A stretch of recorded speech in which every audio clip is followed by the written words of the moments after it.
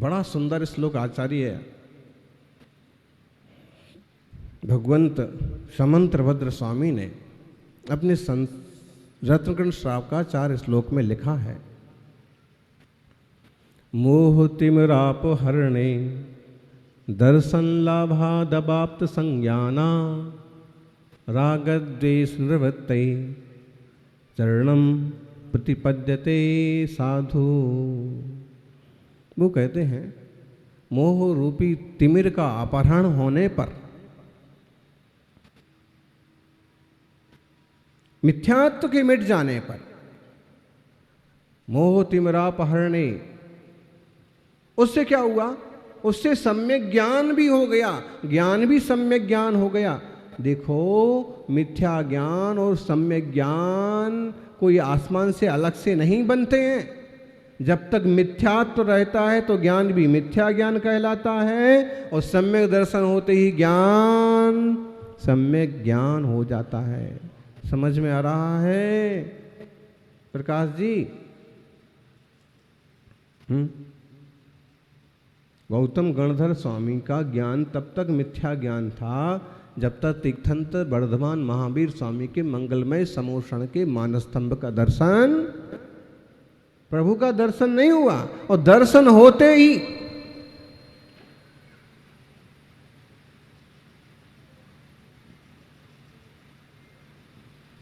मिथ्यात्व गल गया, सम्यक तो हो गया, सम्यक दर्शन हो गया, ज्ञान भी सम्यक ज्ञान हो गया। रागत देशादि कल्लोलई। अब जो ये बचा है, मिथ्यात्व गया, सम्यक दर्शन हुआ, मिथ्या ज्ञान गया, सम्यक ज्ञान हुआ, अब बचा है कुचारित्र। मिथ्यात्व के साथ जो भी होता था वो सब खोटा ही चारित्र था। चाहे आप पूजा करो, चाहे भक्ति करो, पूजा कर रहे हैं तो रागी द्वेषी की कर रहे हैं, तो कहाँ चारित्र हुआ? व्रत ले लिए हैं तो दिन में तो नहीं खा रहे हैं, रात को खाए जा रहे हैं।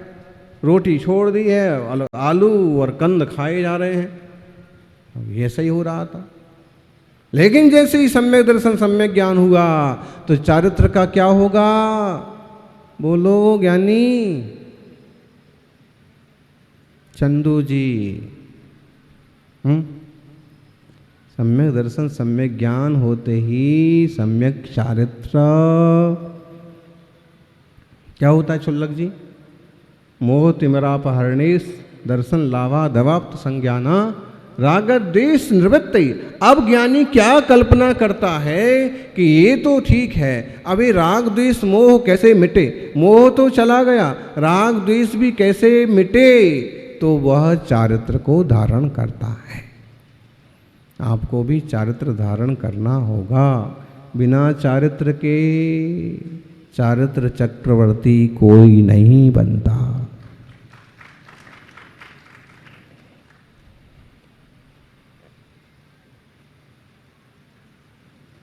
जय जयकार करो मत केवल महावीर भगवान की, पद चिन्हों पर चलो चाहो अगर तुम्हें कल्याण की।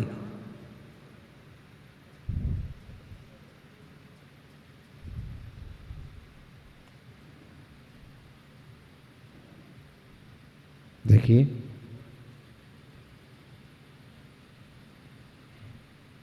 हम उबलते हुए पानी में जैसे चेहरा नहीं देख सकते, वैसे उबलते हुए चित्त में शुद्धात्म स्वरूप नहीं दिखता।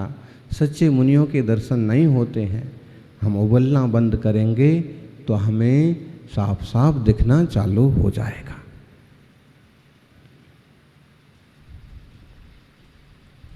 गालिब जिंदगी भर एक ही खता करते रहे। मक्खी चश्मे पर थी और हम चाय फेंकते रहे। मक्खी चश्मे पर थी और हम दूध फेंकते रहे। अपना चश्मा साफ कर लेते, वो मक्खी उड़ा देते तो दूध फेंकने की जरूरत नहीं पड़ती। तुम्हारे चश्मे में, तुम्हारे लेंस में खोट है, मुनिराजों में खोट नहीं है। संघ में खोट नहीं है, धर्म में खोट नहीं है, प्रभु जिनेंद्र की मुद्रा में खोट नहीं है। खोट कहीं ना कहीं वो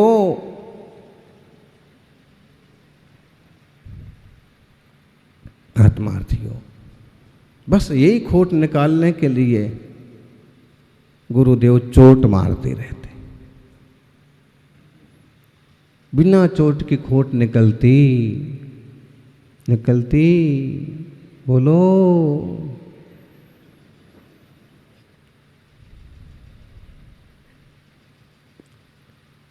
हमको समझना चाहिए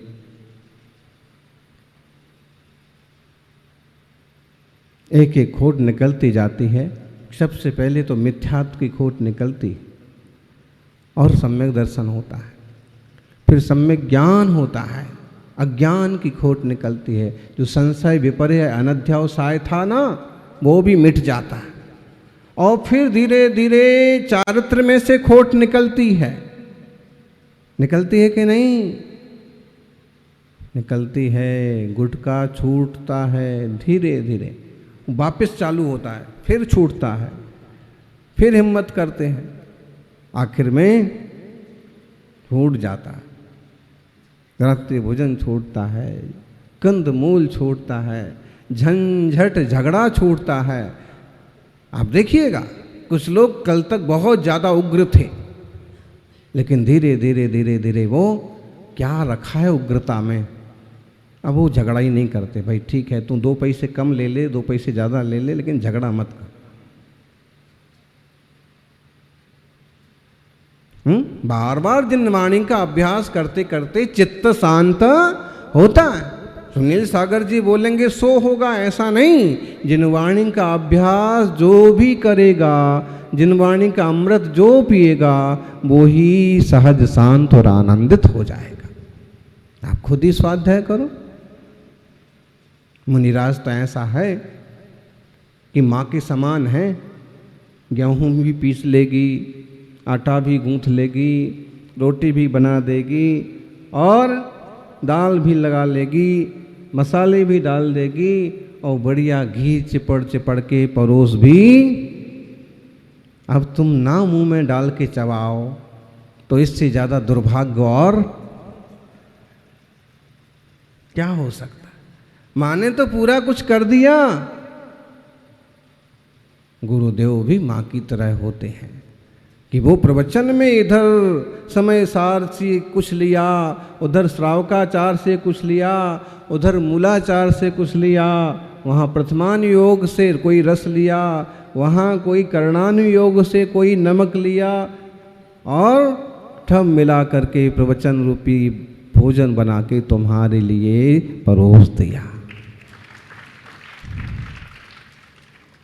और उसके बाद भी अगर न सुना जाए, न आनंद लिया जाए, न चला जाए। एक अच्छे विद्वान हुए हैं पंडित टोडरमल जी, मोक्ष मार्ग प्रकाशक में। उन्होंने एक जिज्ञासा की और समाधान किया कि अगर कोई जिनवाणी का पान करके वो पथ भ्रष्ट हो जाए, समय सार जैसे शास्त्र पढ़ के स्वाध्याय करके जो कोई मनमानी करने लग जाए, तो बताइए पंडित जी ये क्या बात हुई, ये तो जिनवाणी का देश हुआ ना।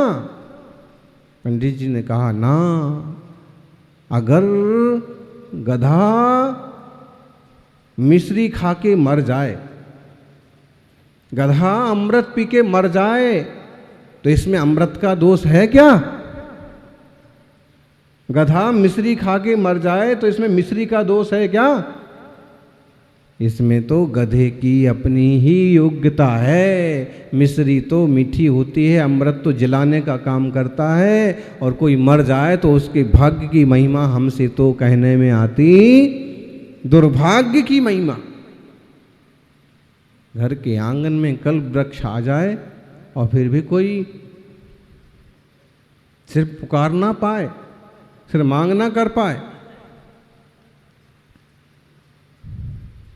कम से कम हाथ तो फैला लो, झोली तो फैला लो, कल्प वृक्ष से कहो कि मुझे ये दो, मुनि संग भी कल्प वृक्ष की तरह होते हैं। सौभाग्यशाली हो।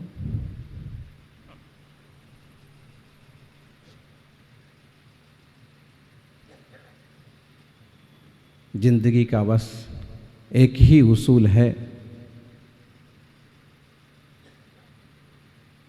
जिंदगी का बस एक ही उसूल है, यहां तुझे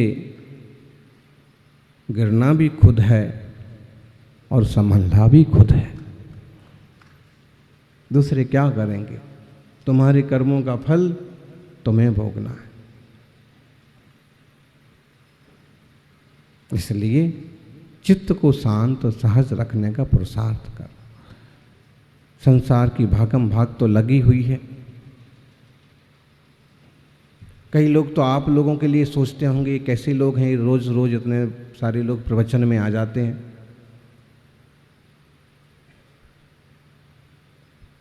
कुछ लोग आपको बेरोजगार समझते होंगे। हाँ, ये दुनिया बहुत विचित्र है। आप सत्कर्म करने जाओ, आप अपने बिजी टाइम में से जिनवाणी के लिए, गुरुदेव के चरणों के लिए समय निकाल लो, उसमें भी लोग खुश नहीं है। लोगों पर जाओगे तो आप कुछ भी नहीं कर पाओगे। लेकिन ये आपका सौभाग्य है कि हर रोज आपको यहाँ तक खींच करके ले आता है, हर रोज आपको जिनवाणी सुनने के लिए बैठा देता है। अभिच्छित्तम मनस्तत्वम विच्छित्तम भांति रात्मना धारे तद विच्छित्तम विच्छित्तम नाश्रये तथा। पूज्यपाद स्वामी का बस चले ना तो उठा करके एक एक को शांत बना दें। अगर कोई ऐसा कुंड हो अमृत का, जल का, कि जिसमें आदमी को डालें और गुस्से वाले को डालें और एकदम शांत स्वभाव वाला बाहर निकल आए, तो ये काम सबसे ज़्यादा हम करेंगे।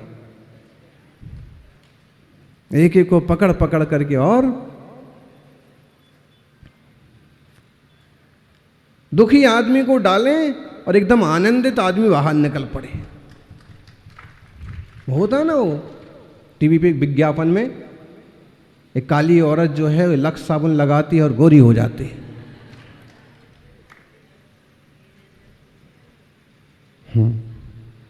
होती ही नहीं है।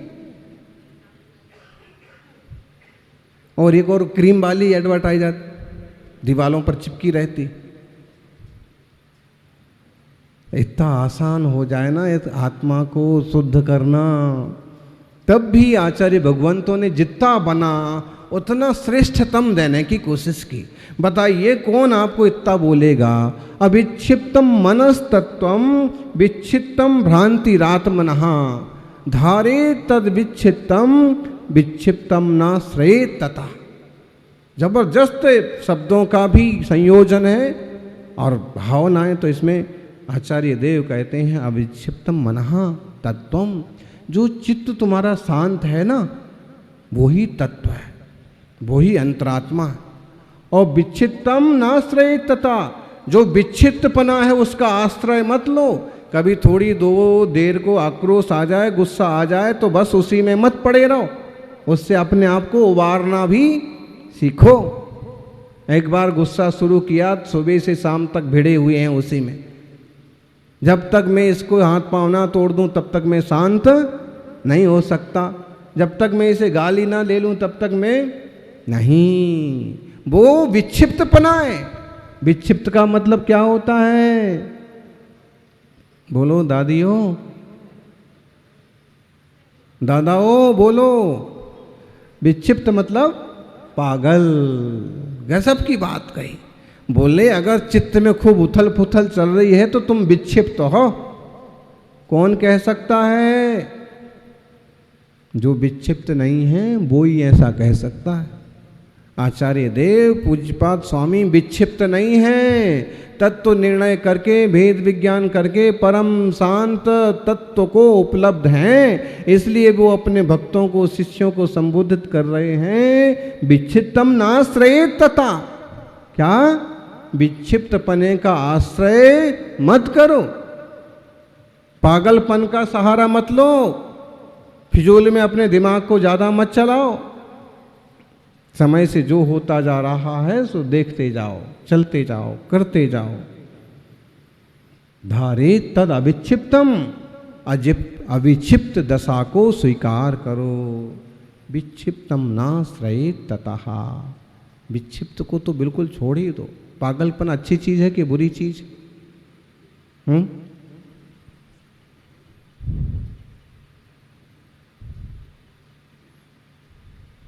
बताओ, पागलपन अच्छी चीज है कि बुरी चीज? लोगों को इसमें भी कंफ्यूजन है, बताइए आप क्या बोलें, कितना कंफ्यूजन लेके आए हैं आप लोग।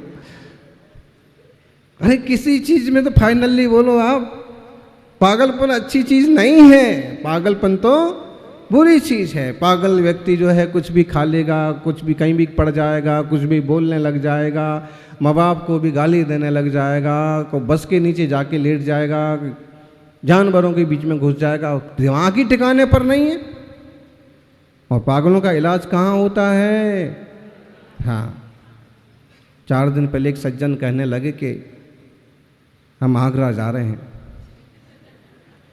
मौन था नहीं तो हम उनको कहते 2-4 को और लेके जाओ।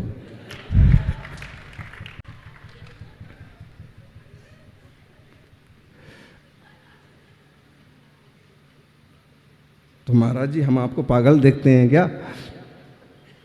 देखो भाई, पागल 2 प्रकार के होते हैं, 2 तरह के पागल होते हैं।